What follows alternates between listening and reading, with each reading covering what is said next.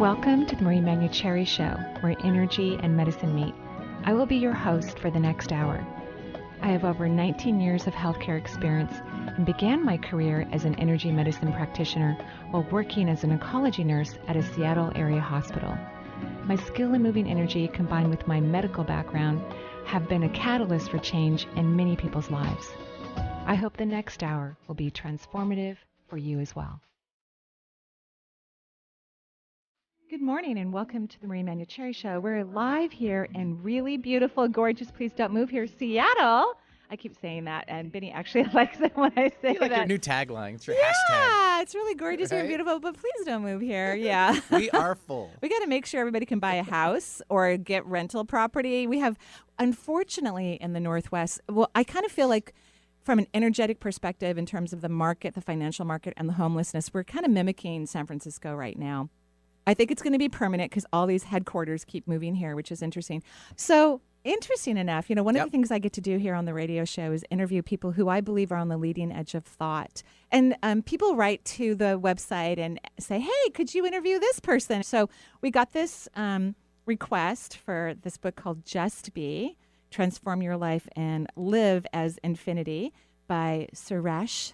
So we were talking just a few moments ago, because it's a really amazing and smart book. Everyone's going to love it. It's a lovely, lovely book. And we were talking, and I think it was listening to his voice, I remembered him. And I said, did we ever meet? And we met years ago in California. And I remember having these really deep, high vibrational quantum physics conversations in between some lectures and teaching that I did. So welcome to the show, Suresh. How are you? Thank you, Marie. Wow, it's a total delight and joy to be with you on your show. I know. First of all, I'm a huge fan of your show. Oh, thank I've you. heard it in the podcast format many times, and I'm always just admiring the incredible vibrancy of energy you bring to every show. You. So that is Thank super you. awesome. Well, I just, I remember you were writing your book or working on writing and working on how, you wanted to progress into the multisensory world professionally. And I remember these conversations. You're a scientist as well. You're very active in the technological world and advancing human consciousness. And so I've been reading your beautiful book, Just Be, Transform Your Life and Live as Infinity, which I think is a really cool word to use as part of your subtitle, Infinity, because infinity is so huge and so amazing and so expansive and also so unique for each individual, right, to progress into the infinite consciousness. And what I find so amazing, I was talking to Lisa, my assistant, when we were driving into the studio today, is, first of all, I'm very surprised nobody else wrote this book. Like, it never was on my radar to write a book like this, and I haven't read a book like this. And I think part of the reason why is because when you're having transformational awakening, it's so personal and so kind of shocking. Like, you wake up every day and it's a new day, and you can barely describe it to people around you even. And when you do, not everybody gets it, so you kind of hold it inside as your soul is awakening. It's just so shocking and so beautiful and so amazing. It's probably hard to put it down into words, but after teaching as much as I have, around the country and whatnot, that is a common question. Well, how do you know? What does it feel like? I wish I had that experience. People ask these type of questions. And here you've written such a fantastic book that gives people an idea about what it feels like when you're in this process and what you can do about it to expand it. So what made you decide to write this book? Like, what was your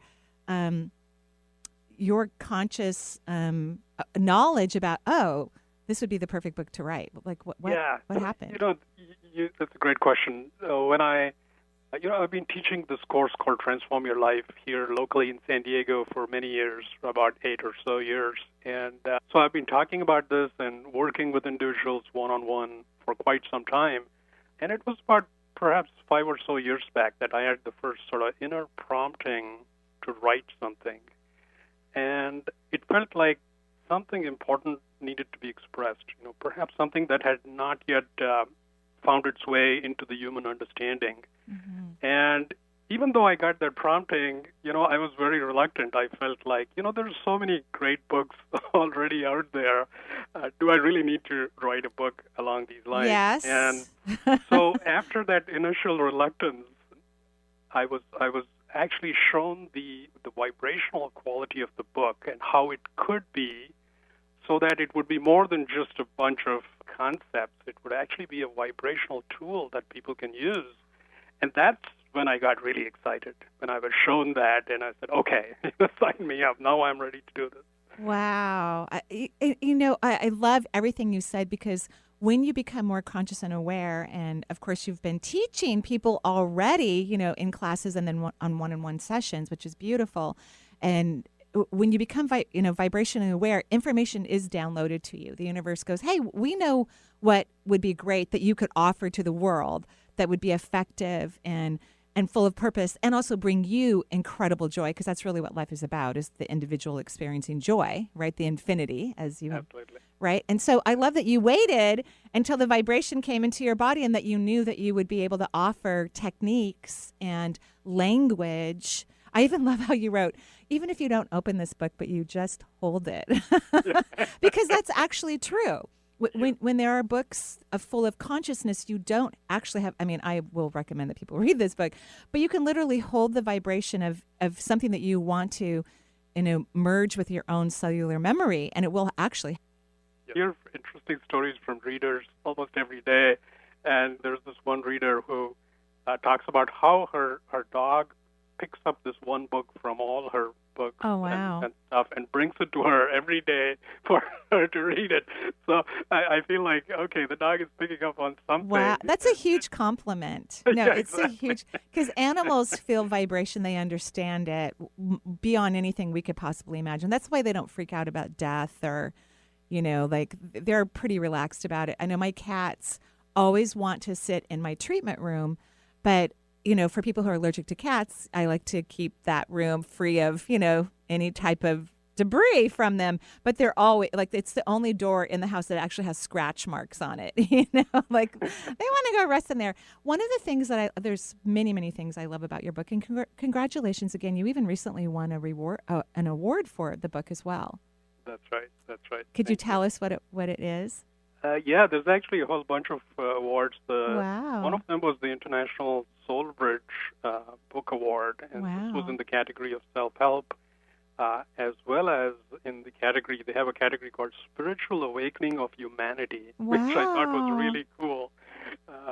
So those were a couple of awards. And then another one, which is based right here in Southern California, is the Body, Mind, Spirit Book Award. Wow. Recognized in that. I'm very proud of you. Congratulations. So, and I love the language that you use, because it's good to use new language. And of course, as an individual, like an author, expands their consciousness, new information is transmuted into them so that they can express it in a new way for human culture. And I loved this. I love many things, but this one area, practice and technique, 5-element model. I thought that was really very bright of you, because you break it down into things that humans understand, like earth, water, fire, air, and ether. The ether one, maybe not everybody understands, but I love how you talk about how the practices and the perception that can shift, and you break it down into language that we can understand. So that was very smart of you, of course. Oh, thank you. Yeah. This becomes like a sort of a paradox, because people think of, okay, beingness is something you can just go there without doing anything. So should I not do anything? Should I not do any practices and simply take it easy? So it's an area which I think required sort of a model to help people understand that, doing has its place. Right. But how you approach doing changes with time as you evolve. So you start with the earth element, if you will, and this is when the practices, whatever they are, whether you're doing meditation or some other consciousness expanding practice, it starts out as being very structured, regimented, requires a lot of self-discipline. Right. It's almost like you're gritting your teeth, I'm going to do this. And so there is certainly this element of, I am doing this practice and I shall get somewhere someday. And so it from there it goes to more and more a flow sort of feeling where you go to water, fire, where the practitioner is practicing but increasingly sort of disappearing, right? Right. And so by the time you get to air and finally to ether, you've sort of transcended the practice. And this is what I love about your book, because it's so smart to explain this to human beings, because human beings don't understand, and they also don't think I think it's hard for teachers, including myself, to really describe these levels or these entry points, because you forget about them. When you become present, you forget about the history of how you got to where you be. Right. Which is healthy and normal, so that you don't go back and try to reinvent the wheel. But to know that once you do, I love what you said about gritting your teeth as you meditate on a regular basis, or whatever you've decided is going to get you into a different form of consciousness where you begin to expand into different realities of awareness, that there are these different levels that you will move through. I think that's going to be very helpful and hopeful for people. So that when I don't practice meditation, there are times when I will hear my higher self go, "Oh, could you please go sit by the fire and meditate?" And I'm like, oh, sure. Okay. Because there's something that's available for me in that moment. It's the perfect moment. But to me, every moment of life is a form of meditation. Indeed. Right? Yeah, exactly. So you've gotten to that understanding, right? Of course, yeah. For a lot of people, meditation brings up images of, sitting in the lotus posture in some very quiet place. Yeah. And, that is simply a form of meditation.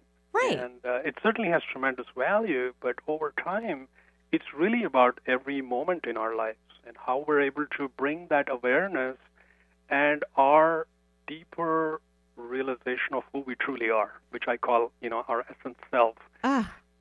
Bringing that, But the fact that you were able to put language to it. So, here's an example. I'm just going to read the air part. You don't practice. Practice is you. You simply show up clear and open, and practice happens. Flow energy, super expansiveness all the time. Sweet joy, the bliss of sheer existence without end, energy and love, which is really what happens. And I love that when people start to have that experience, that's the energy that they carry around them. And it doesn't mean we don't slip occasionally into moments of whatever, but you know how to get back into that other place, and that's your normal frequency, that is your connection to your divine and your higher self. And when you hear information or see things or have, a knowingness of multisensory expansion that allows you to move on your path, you're confident about it. You don't question it. You just go, oh, yeah, I'm going to do this next. Oh, okay. And every fluttering feather of a hummingbird feels like infinity. Yeah. Right? Beautiful. Yeah, exactly. I mean, that's the thing. It's once you start recognizing that essence and living from that place, everything changes. So it's literally how you engage with life, how you see life, how you engage with emotions, which I feel is such a huge deal. Which so many of us never quite figure out how do you deal with these emotions. Right, and that a lot of you write this so beautifully in your book, by the way. And I also love how you have these little takeouts. You have little symbols for a tip, a bonus, so that people can do bonus techniques if they want to. There's little tips about, we talked about this, but this is how you can really engage in this in different ways. If that explanation doesn't work for you, here's some other little tips, which I really love. But yes, emotions are so profound, because really a lot of emotions are mind driven. They're not even authentic, so people get confused about their true authentic emotional body. And when you expand into higher levels of consciousness, you don't spend a lot of time trying to heal your emotional wounds, so to speak. It's very different. It's a flutter of release that occurs continually, and you get higher acknowledgments of what's really going on. It's very profound. Yeah, exactly. I mean, the emotions, we tend to conventionally put it in two buckets. We think of it as positive emotions. I want more of these, and then there's negative emotions. I hope I don't run into these. And that tends to be just how people go about through life, instead of looking at it as, frankly, we don't control when the emotions come up. It's not like I decide to become angry. It's just anger pops up. And so once we start relating to emotions from this place of recognizing who we truly are, then we don't end up doing two things which we ordinarily do, which gets us into trouble, which is either we resist it and try to push it away, or we get entangled with it, and then it lingers on forever. Right. This is what happens. We hold it in our various aspects of our being. Right. So if we don't do either of those, we can have the emotion, we can be friends with it, we can let it flow through us. Right. It's not a problem, any emotion. And that, to be like that with emotions, requires us to really recognize this deeper aspect of ourselves and then be anchored in that. Exactly. It's like an observational process. When you're really sensing authentic emotions, you're observing them. And right. And then in that observation, you get clarity like, oh, that's why I'm mad. Oh. And then you can actually do something constructive, like nurture yourself or eventually have a conversation with someone if another person's involved. And you don't go down the drama kind of gossipy. And it's fun when you become more conscious, you can see you have a choice. Ooh, I could call 5 people right now. Or I could just like be with this experience and see the beauty in what's happening and how it's not even about me. It's like, exactly. Right? The skill is being able to sit with that discomfort. So there's a certain element of discomfort, and our tendency is to immediately grab the remote control or Totally. Do something. But that's where we're not truly engaging with that emotion. So if we can simply go there, be with it, then we don't need a lot of therapy downstream. Right. We don't. We absolutely don't. That's absolutely true. I just think it's so, so lovely. So is there like a technique you could share maybe right now on the radio? And I just want you to know that when I interview people, one of the things I can tell about how engaged the listening audience is, and we know for sure on KKNW that a minimum of 20,000 people are listening to the show at all times, which is fascinating. Wow. Right, we're on this short list now. Yeah, isn't it cool? So it's a short list for Seattle radio stations. Is that the phone lines aren't full when people are listening to an interview. And that's what's happening right now. So this is lovely. So is there a technique you could offer or something that you want to share with the listening audience about your book, which I highly recommend that this is a book that, some books you could read forever. Right. And I think that's how you wrote it. You wrote it to be a guide that certainly could help you propel your consciousness just in general. But also when you're having a hard time or you feel stuck or you move to another level, you can go back and reread things and it will have a completely different meaning for you, or your consciousness gets to expand. And so you hear it and see it and feel it in a different way. That's the type of book you wrote. So, one of the readers called it a lifetime companion. Exactly. So I think exactly. Probably true. And that's the kind of book that I think that people who are in the spiritual realm hope to write, right? That it's written with such a consciousness that it can continually to affect us in ways that allow us to grow and expand and to give us what we need in the moment. Like, okay. And a book that where you could just randomly open up a page and your being is satisfied, which is lovely. So do you have something you want to offer? I'd love to, yeah. Actually, it's a book that's really talking about this beingness, which is as opposed to being caught up in some sort of activity or caught up in doing. So I want people to get a taste of that. And we've already had a taste of that numerous times, when we listen to a beautiful piece of music or taking a walk on the beach. And these bring up that quality of beingness. But I want to point out to people that beingness is accessible anytime. So we don't want to relegate it to the vacation that I'm going to go for in Hawaii and then I'll feel really good. It's really got to be accessible anytime.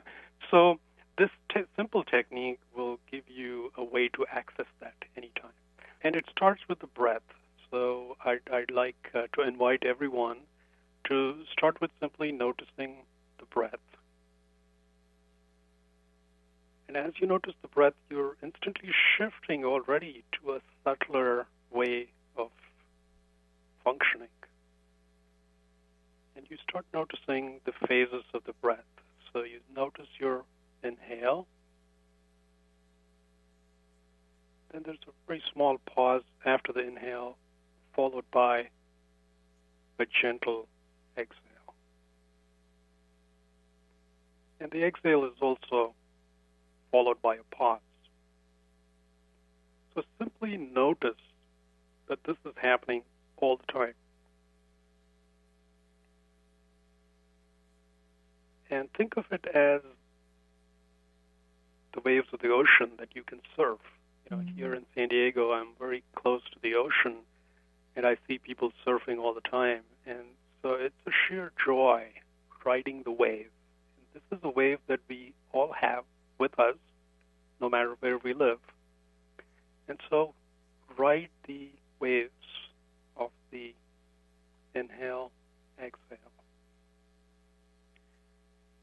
And now I'd like you to pay special attention to the pause that is available after the exhale. The inhale, pause, exhale. This pause, I want you to linger in that pause. This pause actually puts us directly in contact with our true nature, with a deeper reality. And in this pause, if you can simply be fully present for just a fraction of a second, you find that the doors to infinity are right there.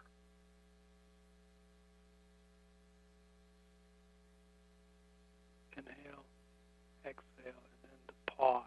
Just hang out there. You don't have to hold your breath artificially. Just let it be natural.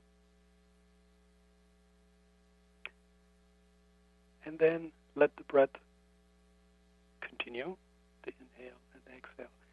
Each time you revisit this, in just a minute, you will find that these pauses are incredible. They're pregnant with the infinite potential available to each one of us. And that is the portal to infinity. Mm-hmm. We don't have to go anywhere. We don't have to do anything per se. Mm-hmm. We simply have to access it. You're really accessing higher states of consciousness. I just love what you just said. I'm sorry to interrupt you, but just because we're getting close to our end of time. But I love what you said, that I love how you gave everyone a millisecond, and it's pregnant. It's pregnant with affinity because everything happens in the nothingness, and that pause that you so beautifully described, that's where everything is, in the absolute nothingness. And so I just want to thank you again for writing this beautiful book, Just Be, Transform Your Life and Live an Infinity. And Suresh is a transformative teacher and visionary entrepreneur, passionate about igniting and cultivating, catalyzing the transformation of humanity. With his background as an electrical engineer and a technology executive, he brings an inspired yet pragmatic approach to elevating consciousness on our planet. So thank you so much for helping all of us and writing a fabulous book that no one will tire of reading.